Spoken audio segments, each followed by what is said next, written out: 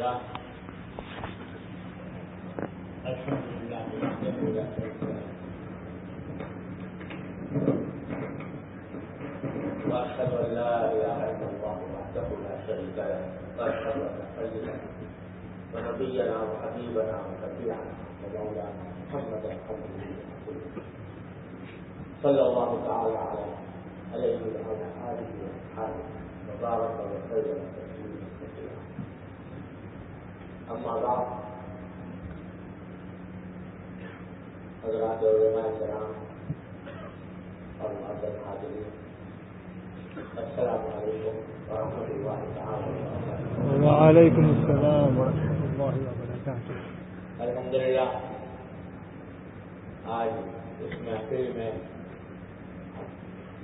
4 بچوں نے قرآن کریم کے حفظ کی تکمیل کی ہے،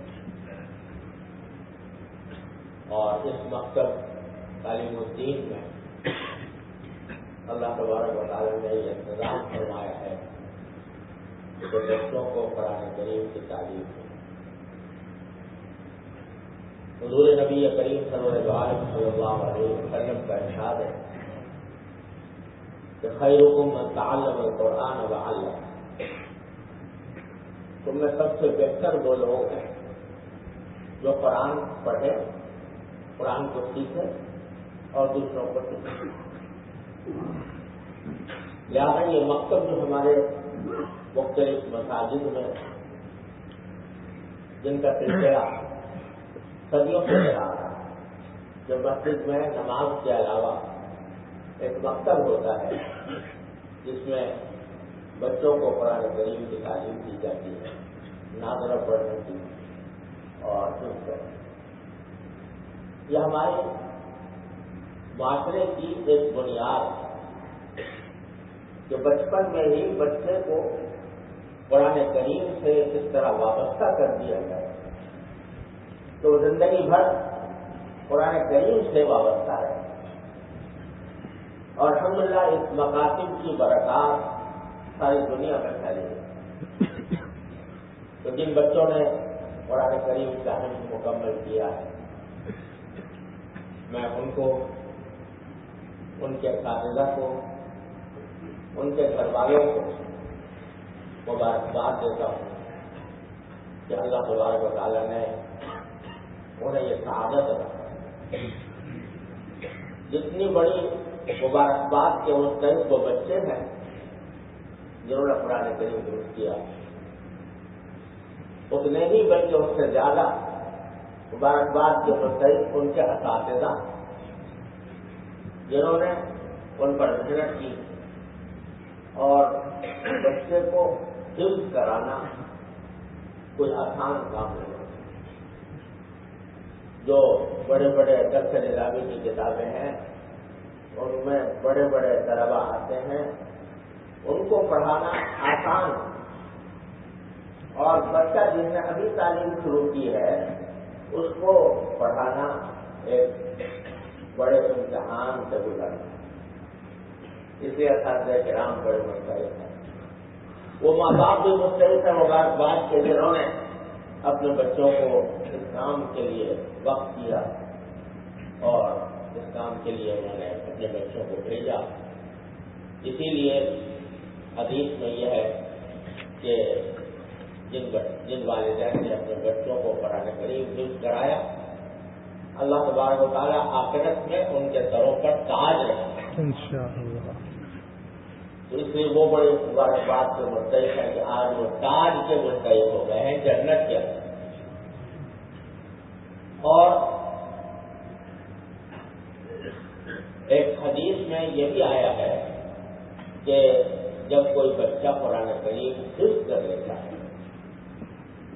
تو اللہ تبارک و تعالیٰ اس کو سفارش کرنے کی اجازت دیتے اور اپنے خاندان کے وہ 10 افراد کے بارے میں سفارش کر سکتا ہے جس کے اوپر دوزخ واجب ہو چکی تھی، اس کی سفارش سے وہ جنت میں چلے گا. اس کے فضائل بیان فرمائے گئے ہیں حفظ قرآن. اور اس سے بڑی اور کیا فضیلت ہوگی کہ یہ بچے جنہوں نے قرآن کریم کے حفظ کا حفظ کیا تو یہ کام تو اللہ تعالیٰ نے اپنے ذمہ لیا تھا. اِنَّا نَحْنُ نَزَّلْنَا الذِّكْرَ وَإِنَّا لَهُ لَحَافِظُونَ.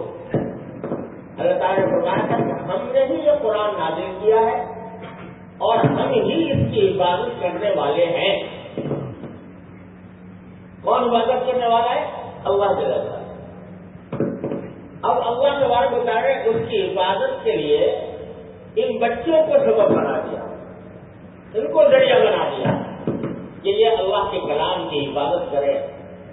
اور اس طرح 4 جنگ عالم میں حافظ پھیلا دیے کہ اگر کسی وقت قرآن کریم کے بدبوا نسخے خدا نہ کرے ختم بھی ہو جائیں تو یہ 12 سال کے بچے 15 سال کے بچے اپنے حافظے سے قرآن لکھواتے ہیں. اللہ تعالیٰ نے ان کو ذریعہ بنایا اس کام کا جس کی ذمہ داری اللہ نے لی. جب ہم عبادت کریں اس کا ذریعہ ان بچوں کو بنا دیا. اس سے بڑی فضیلت اور کیا ہوگی کہ اللہ تعالیٰ کا کام لے کر عبادت کا کام کر. یہاں ایک بات کی وضاحت ضروری ہے کہ ہمارے پاس مسلمانوں کے دل میں یہ خیال پیدا ہوتا ہے کہ چھوٹے چھوٹے بچوں کو قرآن یاد کرا دیا جاتا ہے, ان کو مشقت میں ڈالا جاتا ہے چیز چلانے کی. تو یہ معنی تو سمجھتے نہ ان کو پتا ہے کہ ہم جو پڑھ رہے ہیں اس کا کیا مطلب ہے.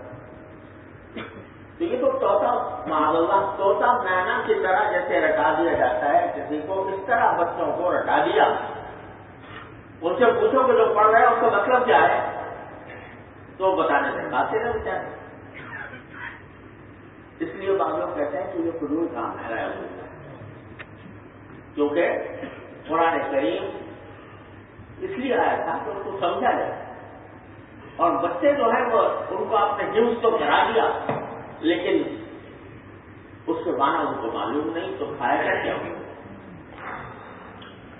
تو خوب سمجھ لیجیے کہ اللہ تبارک و تعالیٰ نے یہ قرآن کریم ایک ایسا نسخہ شفا ہمارے لیے بھیجا ہے کہ اگر ہم اس پر عمل کریں تو اصل مقصود وہی ہے, لیکن اس کا صرف پڑھ لینا بھی اللہ تعالیٰ عبادت کرا. یہ فرمایا کہ اگر ایک حرف قرآن کریم کا تم پڑھتے ہو تو 10 نیکیوں کا تمہارے نامہ اعمال میں اضافہ ہو. اور یہ فرمایا کہ اگر تم الف لام میم پڑھو گے جیسے ابھی بچے نے پڑھا تو الف لام میم ایک حرف نہیں بلکہ 3 حرف ہیں, الف لام میم. تو کم از کم 30 نیکیاں نامہ اعمال میں بڑھ گئی الف لام میم پڑھ رہے. اور بعض حضرات میں کہتے ہیں کہ 30 نہیں, الف میں 3 حرف ہیں, لام میں 3 حرف ہیں اور میم میں 3 حرف ہیں. تو کل کتنے ہوئے 9. اور ہر ایک نیکی جو ہر ایک حرف پر 10 نیکیاں تو 90 نیکیاں الف لام میم پڑھنے سے انسان کے نام ہے. نیکیاں پڑھنا آج سمجھ میں نہیں آ رہا کہ نیکیاں پڑھنے سے کیا ہوگا, کیا فائدہ ہوگا. یہ آخرت کی کرنسی ہے. یہ نیکیاں وہاں کسی کے پاس نہ ڈالر ہوگا نہ پاؤنڈ ہوگا نہ کوئی اور کرنسی ہوگی.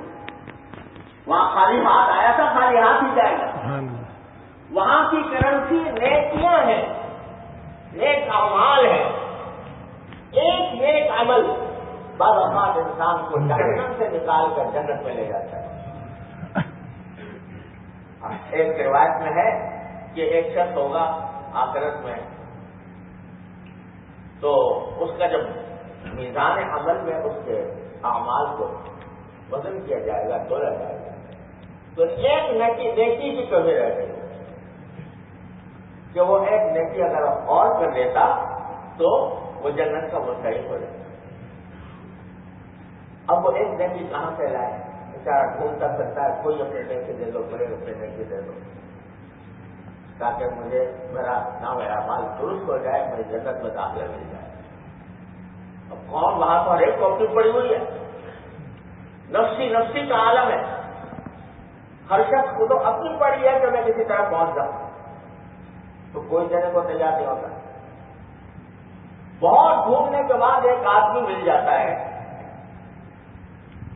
جو یہ کہتا ہے کہ بھائی بات یہ ہے کہ میرے پاس اور کوئی نیکی ہے،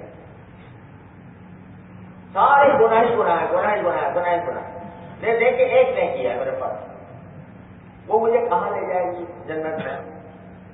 تو یہ ساری جتنی میری گناہ ہیں ان کو ایک نیکی تو دھو نہیں سکتی، مجھے تو جانا ہی جانا ہے عذاب میں، تو میں ایک نیکی تمہیں دیتا ہوں، تمہارا بھلا ہو جائے۔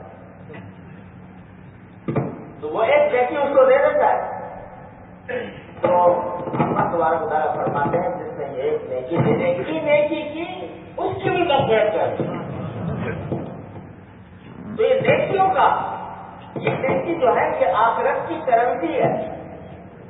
ہم جب ایک ملک سے دوسرے ملک جاتے ہیں تو کرنسی ایکسچینج کراتے ہیں، لیکن آخرت کی کرنسی بھی کبھی نہیں ایکسچینج کرائی کہ بھائی وہاں میں جا رہا ہوں، پتا ہے کہ جانا ہے، یقین ہے، ایمان ہے، لیکن وہاں جا کر کرنسی کون سی استعمال کروں گا، یہ انسان اس سے بے خبر ہو کر زندگی گزار دیتا ہے۔ تو قرآن کریم کی تلاوت، صرف تلاوت، اس کے اوپر بھی ہر پر 10 نیکیاں لکھنے کا وعدہ فرمایا نبی کریم صلی اللہ علیہ وسلم۔ اور پھر بھائی تلاوت جو ہے نا قرآن کریم کی بتا کر خود کی بات ہے، اس لحاظ سے اور اس کی تلاوت کے لیے کچھ آداب ہے۔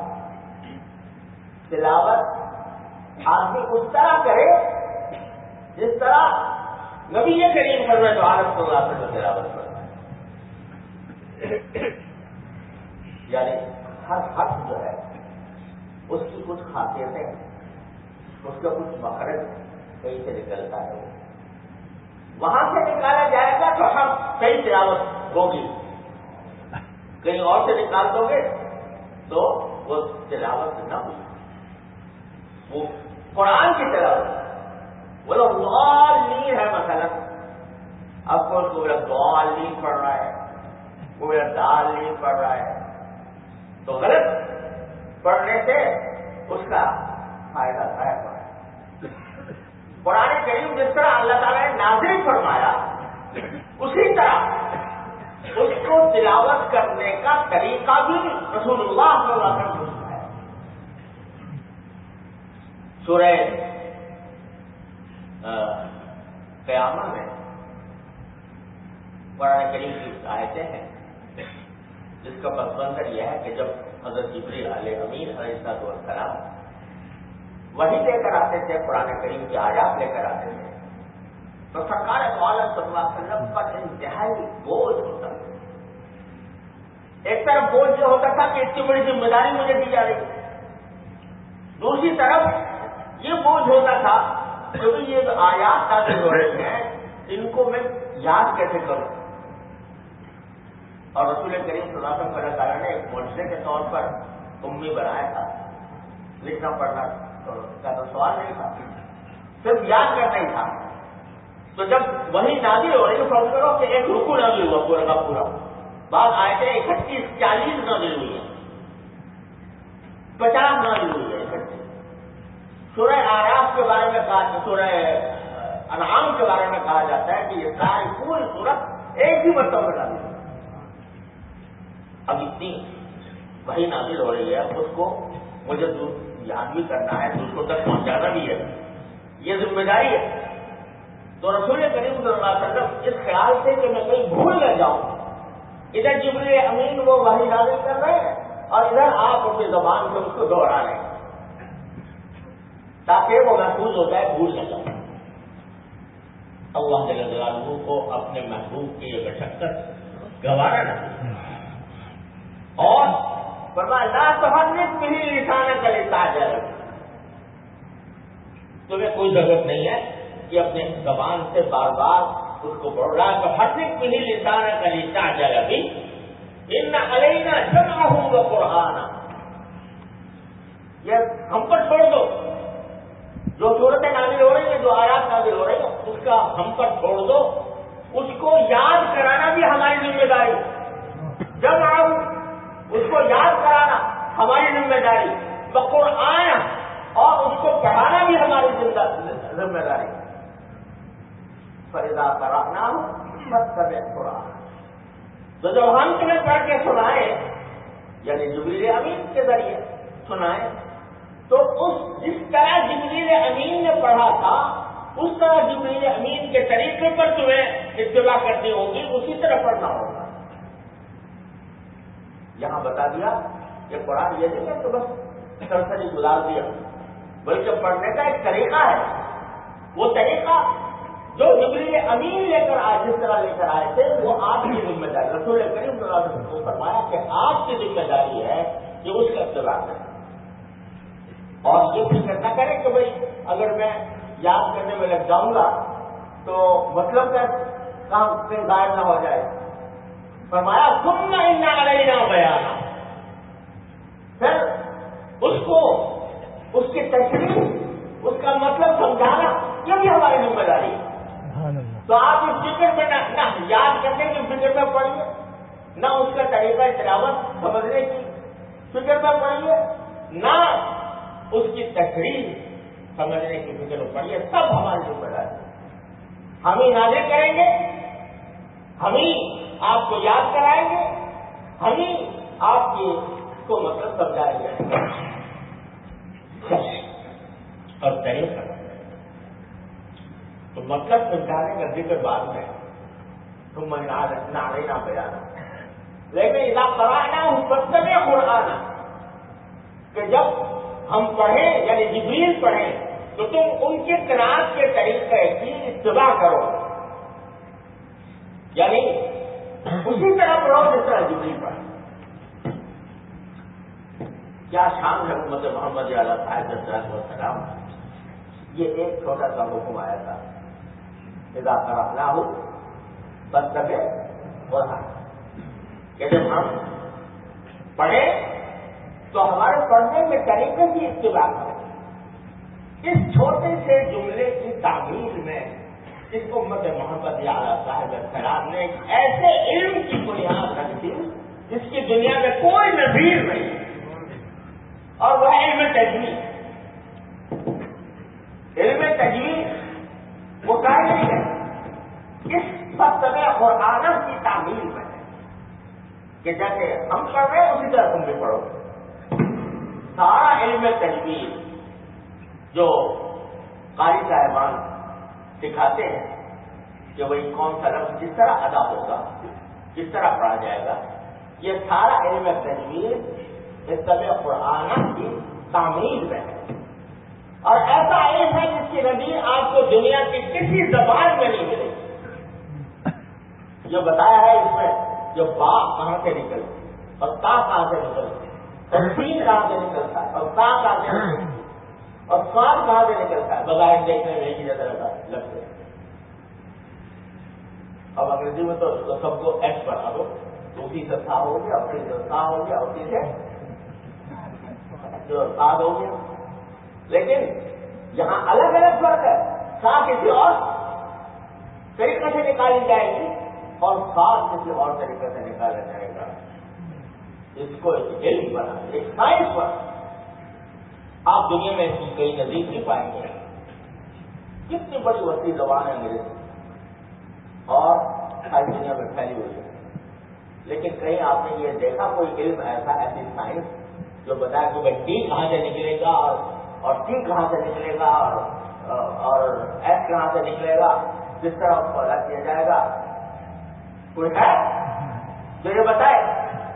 نتیجہ یہ کہ انگریز کسی اور طرف بول رہے ہیں، امریکن کسی اور طرف بول رہے ہیں، اور ساؤتھ افریقہ کے لوگ کسی اور طرف بول رہے ہیں، کیونکہ کوئی مدون علم نہیں ہے جو اس کو پڑھنے کا طریقہ بنا۔ بائبل پڑھنے والے بائبل پڑھتے ہیں، لیکن ان کو یہ پتا نہیں ہے کہ پرسکار پڑھنے کا طریقہ کیا ہونا ہے.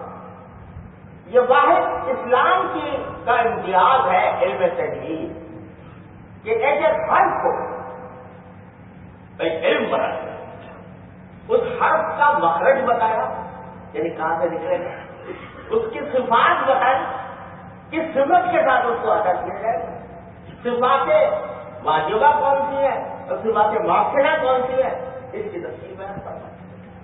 یہ سب تعمیل کا ہے کہ اذا قرأناہ فاتبع قرآن. تو میرے بھائیوں اب یہ کرنا مقصود تھا کہ تلاوت جو ہے وہ بڑی عظیم چیز ہے. یہ عظیم بتاتے خود ہی بات ہے.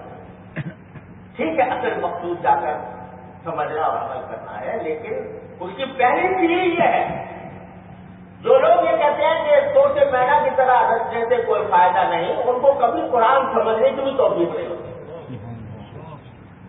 ان کو کبھی قرآن سمجھنے کی توفیق نہیں ہوتی، جن کو صحیح طریقے سے پڑھنا نہیں آتا. اگر وہ قرآن کی تفسیر کریں گے بھی تو ہلاک ہو کے رکھائیں گے، گمراہی پیدا کریں گے. لہذا پہلا کام تلاوت. اور اب یہ کرنا ہے کہ الحمدللہ تقریباً ہر مسلمان کوشش کرتا ہے بچپن میں اپنے بچوں کو قرآن کریم نازلہ ہی پڑھا دیتا ہے.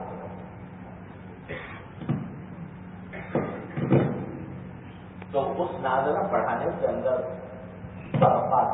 غلطیاں ہو جاتی. ہر ایک آدمی اپنے غریبان میں منہ ڈال کر دیکھے کہ وہ کتنا صحیح پڑھتا ہے، کس مخرج سے کیا حرف ادا ہونا چاہیے. اگر بعض اوقات صرف ادائیگی، حرف کی ادائیگی کے فرق کی وجہ سے معنی میں زمین و آسمان کا فرق پڑ جاتا ہے اور اس کی وجہ سے معنی تبدیل ہو جاتا ہے، کفر یا کلمہ بن جاتا ہے. تو اس لیے ہر مسلمان کا جہاں یہ فرض ہے کہ تلاوت کرے تو یہ بھی چیز سیکھنا فرض ہے کہ میری تلاوت صحیح ہو رہی ہے کہ نہیں ہو رہی. اللہ بچائے. ایک حدیث میں یہ ہے کہ بعض قرآن کو پڑھنے والے ایسے ہوتے ہیں کہ قرآن ان پر لعنت کرتے ہیں، تو کیا غلط پڑھ رہے ہیں. اس لیے ہر مسلمان کا فریضہ ہے کہ وہ جس طرح تلاوت ہونی چاہیے اس کے آداب، اس کا علم حاصل کرے. یہ فرض عین ہر مسلمان کے ذمہ ضروری ہے. اور کوئی بہت لمبا چوڑا کام بھی نہیں. عربی زبان میں کل 29 حروف ہیں، صرف 29 لیٹر اور 29 حروف. بس ان 29 حروف کو صحیح ادا کرنے کا طریقہ سیکھنا. اگر آدمی ہر حرف کو ایک دن میں ایک حرف سیکھنے کا اہتمام کرے کہ بھائی آج میں کس حرف کی مشق کروں، اس کو ادائیگی کی مشق کروں، اور ایک دن دوسرے حرف کی مشق کرے، تو 29 دن میں وہ تجوید کے بنیادی قواعد سے واقف ہو سکتا ہے. تو اس کا لمبا سارا کام بھی نہیں. کسی حافظ کے کسی قاری صاحب سے اپنے قرآن کریم کو درست کرانے کی فکر کر. میں نے دیکھا ہے جب یہ فکر کاری ہو جاتی ہے، فکر اصل میں عقل کی، جب فکر کاری ہو جاتی ہے انسان کو اس بات کی کہ میرے آخرت میں میرا معاملہ کیا ہو، اور جب یہ فکر کاری ہو جاتی ہے کہ مجھے اللہ تعالیٰ کے سامنے پیش ہونا ہے، مجھے وہاں پر نیکیوں کا انبار جمع کرنا ہے، تو اس صورت میں وہ فکر اس سے بہت کچھ کرا ہے. میں نے دیکھا ہے بڑے بوڑھوں کو، ایسے بوڑھے کہ عمر ان کی 70 سال 75 سال، جب فکر پیدا ہو گئی تو لگ گئے قرآن کریم کی تفسیر میں، جا کے مسجد کے اندر کسی قاری صاحب سے بچوں کی طرح سبق پڑھ رہے ہیں. اگر فکر پیدا ہے تو میں آج کی محفل میں پہلا پیغام یہ دینا چاہتا ہوں کہ ہر مسلمان کا یہ فرض ہے کہ وہ یہ دیکھے کہ میرا قرآن صحیح ہے یا نہیں. پہلے کسی کو سنائے اور سنا کر پوچھے کہ میں صحیح پڑھ رہا ہوں یا غلط پڑھ رہا ہوں. اگر وہ کہے کہ غلط پڑھ رہا ہو پڑھ رہے ہو تو پھر اس کو صحیح کرنے کی فکر کریں. اور الحمدللہ یہ مکاتب جو ہے بڑی نعمت، عظیم نعمت. پھر بیچارے نہ کوئی فیس نہ کوئی ان کا مطالبہ آپ سے کہ اتنی فیس دو گے تو ہم پڑھیں. اکثر بیشتر مکاتب میں ہوئی، اگر ہوگی تو بڑی سے بڑی فیس دے کر بھی پڑھنا پڑے تو انسان کو فیس کی پرواہ نہیں کرنا چاہیے. عظیم نعمت. مسجد یہ مکاتب قائم ہیں، ان سے فائدہ اٹھانے کی ضرورت. ہر مسلمان نہ صرف اپنے بچوں کو بھیجے بلکہ خود بھی ان مکاتب سے فائدہ اٹھا کر قرآن کریم کو صحیح کرے. اگر یہ بھی آگے نہ کر سکے تو پھر آگے کیا کریں. ہمارے یہاں حضرت کی بڑی مولانا آگے کا لوگ کے مجلس میں لوگ اپنی اصلاح کے لیے آتے تھے تو ان کو پہلے اس کام پر لگا کہ پہلے قرآن صحیح کریں، قرآن کریم تمہارا صحیح ہونا چاہیے. کیا مطلب کہ اس کے ایک خط کو صحیح پڑھنے کی کوشش کریں، اس کی مشق کریں. اب صورت حال یہ ہے ہمارے ہاں کہ اللہ کے چاہے ہمارے ہاں پاکستان کی بات کر رہا ہوں، ایک وزیر صاحب سے کہا گیا کہ تم قل اللہ احد پڑھ کے پڑھاؤ تو ان سے قل اللہ احد ہی پڑھو. www.attableek.com The Reviver of Iman. یہ ہوا.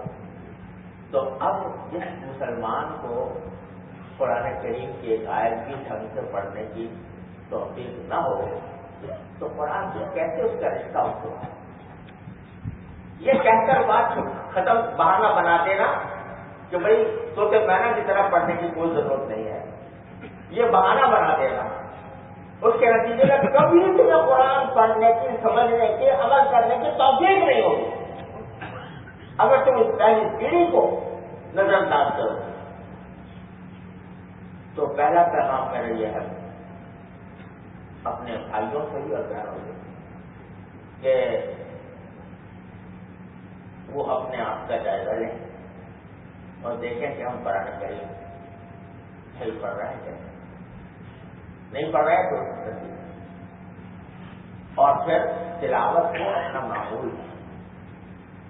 کوئی دن تلاوت سے خالی نہیں ہونا. اللہ تبارک و تعالیٰ کی کتاب کو جب آدمی پڑھتا ہے تو اس کا مطلب یہ ہے کہ اللہ تبارک و تعالیٰ سے اللہ تعالیٰ اس سے مخاطب ہے، وہ مخاطب ہے. اور اللہ تبارک و تعالیٰ سے تلاوت بہت سنتا ہے.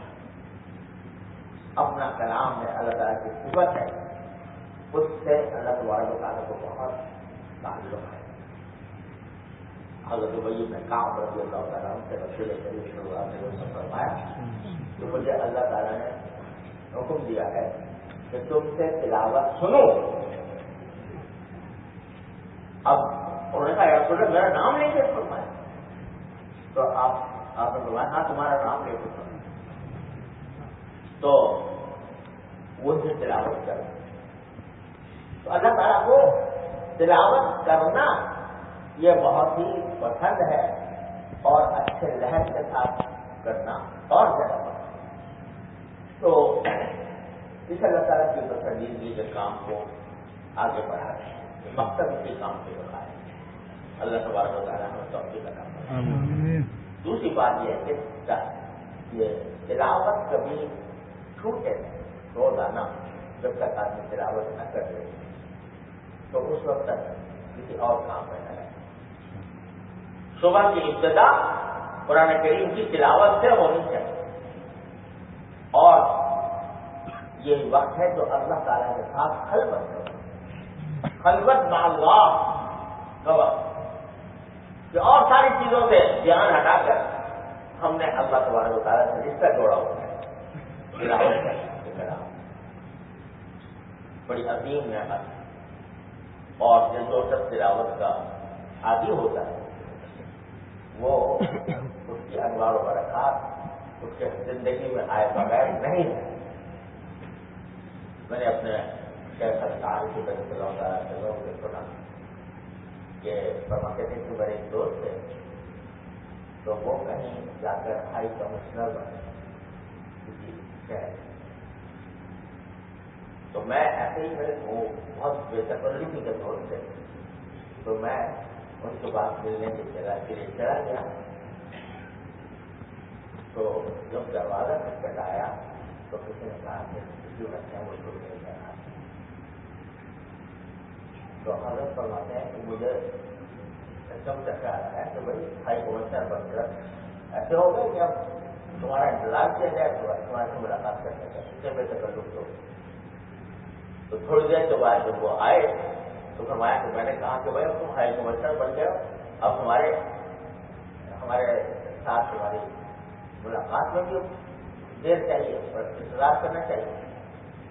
تو انہوں نے کہا کہ حضرت معاف کے بھائی معاف کرنا مجھ سے واقعی دیر ہوئی، لیکن اصل بات یہ ہے کہ میں نے قرآن کریم کی تلاوت کی ہے، اور یہ ایک وقت ایسا ہے جس میں اللہ تعالیٰ کے ساتھ براہ راست ہم کلام ہوتے ہیں، تو اس کو چھوڑ کر کسی اور طرف متوجہ ہونے کا میرا دل نہیں چاہا، اس وقت میں آپ کو بتایا۔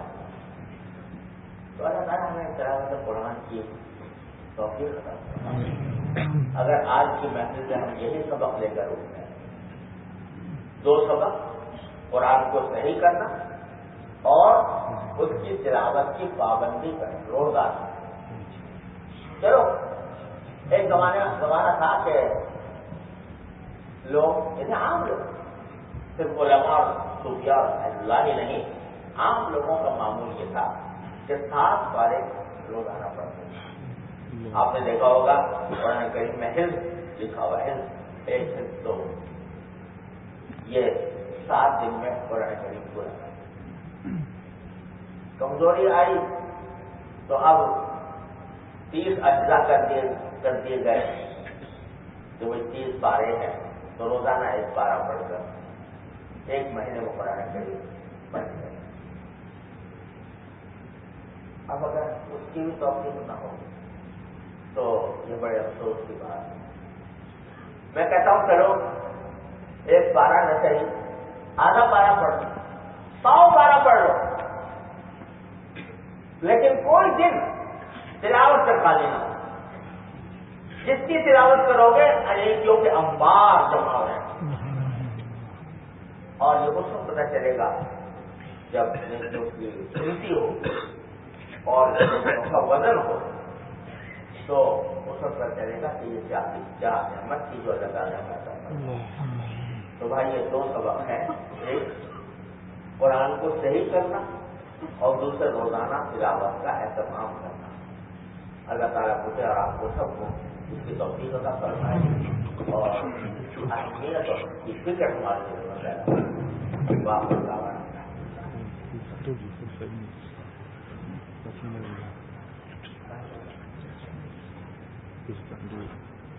یہ مولانا حنیف صاحب فرما رہے ہیں کہ بہت سے حضرات بیعت کے بارے میں پوچھنا چاہتے ہیں، تو بھائی یہ نہ ضروری ہے، نہ واجب ہے، نہ فرض ہے، کوئی ضروری نہیں ہے کہ آج کی ضرور کسی سے بیعت ہو۔ اگر نہ بھی بیعت ہوا لیکن کام ٹھیک کرتا رہا تو انشاءاللہ اللہ تعالیٰ کے یہاں نجات ہو جائے۔ کوئی فرض نہیں، واجب ہے۔ جو چیز واجب ہے وہ ہے اپنی اصلاح، وہ یہ کہ آدمی اپنی اصلاح کرنے کا معنی یہ ہے کہ جو شریعت کے فرائض و واجبات ہیں ان کو ادا کرے، اور خاص طور سے کچھ باطنی بیماریاں ہوتی ہیں جو انسان کو بسا اوقات خود پتہ نہیں چلتی کہ میرے اندر یہ بیماری، جیسے میں صبح کہہ رہا تھا تکبر، متکبر آدمی کبھی اپنے آپ کو یہ نہیں کہے گا کہ میں متکبر ہوں.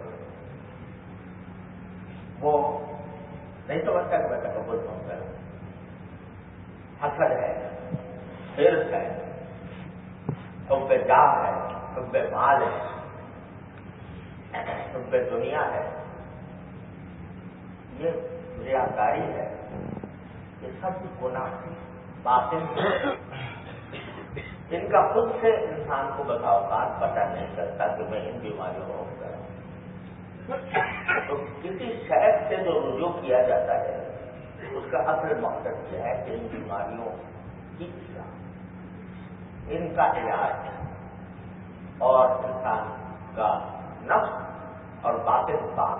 کسی کو تزکیہ کہتے ہیں، کسی کو احسان کہتے ہیں، اور کسی کو تکبر سے تعبیر کیا. تصور کو پتہ نہیں لوگوں نے کیا گورکھ دھندا بنا دیا، اس میں پتہ نہیں کیا کیا بدعتیں شامل کر دی. لیکن حقیقت حال یہ ہے کہ یہ وہی ہے احسان جس کا ذکر پڑتا ہے کریم میں آیا، وہی تزکیہ ہے جس کا ذکر پڑا کریم میں آیا. حضرت شیخ الحدیث صاحب قدس اللہ تعالیٰ انہوں نے اپنے آپ بیٹی میں لکھا ہے کہ عالم تھے وہ تصور کے قائل تھے. تصور کے قائل ہیں جیسے کہ آج کل بہت سے لوگ وہ کہتے ہیں جی تصور تو بدعت ہے، یہ رسول کریم صلی اللہ علیہ وسلم کی روایت ہے. تو حضرت فرماتے ہیں کہ ایک دن بات آئے تو ان سے تکلف بھی تھے. مجھ سے پوچھا کہ تصور کیا بلا ہے، تصور کیا بلا ہے. تو اس پر میں نے ان سے کہا کہ بھائی تصور جو ہے اس کی ابتدا ہوتی ہے انما الاعمال بالنیات اور انتہا ہوتی ہے ان تعبد اللہ کانک تراہ. جو کچھ ہے وہ قرآن و حدیث بھی کی باتیں ہیں لیکن اس پر عمل کرنے کے طریقے وہ کوئی خیر سکھاتا ہے. تو اس کا نام تصور ہے، اسی کا نام احسان ہے، اسی کا نام ترقیہ ہے. یہ ضروری ہے. نبی کریم صلی اللہ علیہ وسلم کے فرائض منتقلی میں جہاں یہ بات بیان فرمائی کہ کتاب اللہ کی تلاوت کریں گے، کتاب اللہ کی تعلیم دیں گے، حکمت کی تعلیم دیں گے اور تزکیہ فرمائیں گے. تزکیہ خود تو ہو گیا بھائی، کتاب کی تعلیم بھی دے دی، حکمت کی تعلیم بھی دے دی. اب کیا ہے تزکیہ؟ تزکیہ یہ ہے کہ انسان کے اخلاق و عادات کو ہمار پاک کرنے کا یہ ضروری ہے. وہ چاہے بیعت کے ذریعے ہو یا کسی سے ویسے ہی اصلاحی تعلق قائم کر لینے کے ذریعے ہو، یہ ضروری. البتہ بیعت ایک سنت چلی آ رہی ہے رسول کریم صلی اللہ علیہ وسلم. جہاں یہ بھی وضاحت کروں کہ بعض لوگ سمجھتے ہیں کہ بیعت بھی ضروری، کیونکہ بیعت رسول کریم صلی اللہ علیہ وسلم خلفائے راشدین جو وہ سب کو صاحب کی بیعت اور جہاد کی بیعت، لیکن اصلاح نفس کی بیعت اس کا ذکر کہیں حدیث میں نظر نہیں آیا. ہم لوگ کہتے ہیں لیکن حقیقت یہ ہے کہ نبی کریم صلی اللہ علیہ وسلم سے یہ بیعت ثابت ہے مردوں کی عورتوں